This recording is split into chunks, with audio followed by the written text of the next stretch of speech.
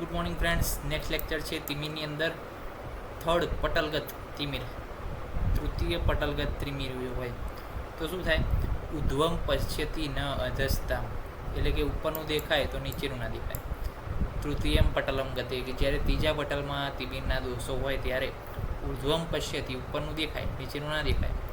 મહાની અતિઅપી ચ રૂપાણી છાદિતાની વામચા, એટલે કે મોટી વસ્તુ જે છે એનું રૂપ પણ આચ્છાદિત થયેલું હોય તેમ દેખાય.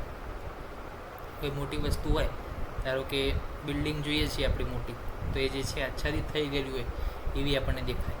કર્ણ નાસાક્ષી યુક્તાની વિપરીતાની વિચક્ષતે, એટલે બધું વિપરીત દેખાય. યથા દોષ ચ રજ્યતે દ્રષ્ટિ દોષ બલીય છે. અધઃ સ્થિતે સમીપસ્થમ દૂરસ્થમ ચ ઉપસ્થિતે, તેની અંદર શું કીધું કે દોષો જો નીચે સ્થિત થયેલા હોય તો જે છે નજીકનું દૂર દેખાશે, અધસ્થિત થયેલા હોય તો સમીપનું દૂર દેખાશે, એટલે કે નજીકની વસ્તુ હોય તો દૂર દેખાય. અને પાર્શ્વમાં સ્થિત થયેલા હોય દોષો તો પાર્શ્વનું ન દેખાય. બધે જ દ્રષ્ટિમાં દોષો રહેલા હોય તો સંકુચિત દેખાય, બધું નાનું નાનું દેખાય, પછી ભેગું ભેગું દેખાય. અને દ્રષ્ટિની મધ્યમાં દોષો રહેલા હોય તો એક વસ્તુ બે દેખાય. જો બે જગ્યાએ દોષો રહેલા હોય તો ત્રણ વસ્તુ દેખાય, એક જ વસ્તુ ત્રણ દેખાય. અને જો ઘણી બધી જગ્યાએ દોષો હોય તો એ વસ્તુ શું આપણને અનસ્ટેબલ દેખાય, કે એને જે છે ખબર ના પડે કે વસ્તુ અહીંયા છે પ્રોપર, તો એ જે છે તિમિરના દોષ ગણાય ખરા. તો શું જોયું આપણે તૃતીય પટલમાં કે ઉપર શું દેખાય, નીચેનું ના દેખાય. મોટી વસ્તુ આચ્છાદિત દેખાય, કર્ણ નાસાક્ષી બધું વિપરીત દેખાય. નીચે દોષો હોય તો નજીકનો દૂર દેખાય, પછી પાર્શ્વમાં હોય તો બાજુનું ના દેખાય. સમંતર એટલે કે બધે હોય તો પછી સંકુચિત દેખાય, પછી મધ્યમાં હોય તો એક વસ્તુ બે દેખાય, પછી બે જગ્યાએ હોય દોસ્તો તો ત્રણ વસ્તુ દેખાય, અને ઘણી બધી જગ્યાએ હોય તો અનસ્ટેબલ વસ્તુઓ દેખાય, જો તૃતીય પટલગત તિમિર હોય તો. હવે આપણે વાત કરવી છે ચતુર્થ પટલગત તિમિર, એટલે કે લિંગનાશ. તો ચતુર્થ પટલગત તિમિર લિંગનાશની અંદર શું કીધું? તિમિરાખ્યમ સવે દોષ ચતુર્થમ પટલમ ગત, એટલે કે તે તિમિરના દોષો ચોથા પટલમાં જાય ત્યારે શું થાય? ઋણદ્ભી સર્વતો દ્રષ્ટિ, એટલે કે બધી બાજુથી, ઋણદ્ભી એટલે કે અવરોધ કરે છે, બંધ કરે છે.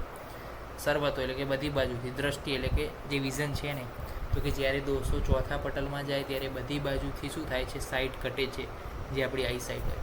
લિંગનાશ ઉચ્ચતે, તેને લિંગનાશ કહેવાય. તસ્મિન અપી તમો મૂધે તમો ભૂતે, એટલે કે અંધકાર છવાય છે. નાતિ રૂઢે મહાગદ, અતિ અવરોધ ન હોવા છતાં પણ મહાગદમાં એને ગણવામાં આવ્યું છે. એટલે કે બહુ એવો ક્રોનિક ડિઝીઝ નથી, બહુ એવો ડિઝીઝ નથી છતાં પણ એને મહાગદમાં કીધું છે. બીજું, ચંદ્ર, આદિત્ય, નક્ષત્ર, અંતરિક્ષ, વિદ્યુત આ બધું દેખાય આપણને. નિર્મલાની ચ તેજાંશી બ્રાજીષ્ણુ પચ્યથી, એટલે કે નિર્મલ અને તેજયુક્ત જે છે આપણને કોઈ પણ વસ્તુ દેખાય છે. ઓકે. સૈવ લિંગનાશસ્તુ નીલિકા કાચ સંગીત, એને સિનોનિમ છે નીલિકા અને કાચ, અને લિંગનાશ કહેવામાં આવે છે. તો ચતુર્થ પટલગત દોષો જે છે એની અંદર આ પ્રકારના સિમ્ટમ્સ, નક્ષત્ર, વીજળી, ચંદ્ર, સૂર્ય આ બધું જોવા મળે છે. પ્લસ બધી બાજુથી આઈ સાઇટ ઘટે છે, અંધકાર છવાય છે, અને નિર્મલ અને તેજયુક્ત જે છે આપણને જોઈ શકાય છે દરેકે દરેક વિઝન. તો આ થઈ ગયું તૃતીય અને ચતુર્થ પટલગત તિમિરના લક્ષણો, કે એની અંદર શું થાય છે એના વિશે આપણે માહિતી મેળવી.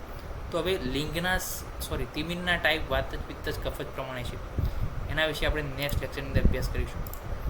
બહુ જ ઇમ્પોર્ટન્ટ છે એ વસ્તુ, અને આપણે એને કોષ્ટકના સ્વરૂપમાં બનાવી દીધી છે કે તિમિર, કાચ અને લિંગનાશ, એના વાત પિત્ત કફના બધાના લક્ષણો આપણે ભેગા લઈ લીધા છે. એને આપણે જોઈશું નેક્સ્ટ લેક્ચરની અંદર. પ્લસ લિંગનાશની સર્જરી પણ આપણે જોવી છે પછી, કે કઈ રીતના કફ લિંગનાશની અંદર સર્જરી કરવામાં આવે છે, અને મોસ્ટ એમપી છે એક્ઝામ માટે, એ પણ આપણે જોઈશું આગળના લેક્ચર સિરીઝની અંદર. ત્યાં સુધી રજા આપશો. જય હિન્દ, જય ભારત, જય આયુર્વેદ, જય ધન્વંતરી. નમસ્કાર.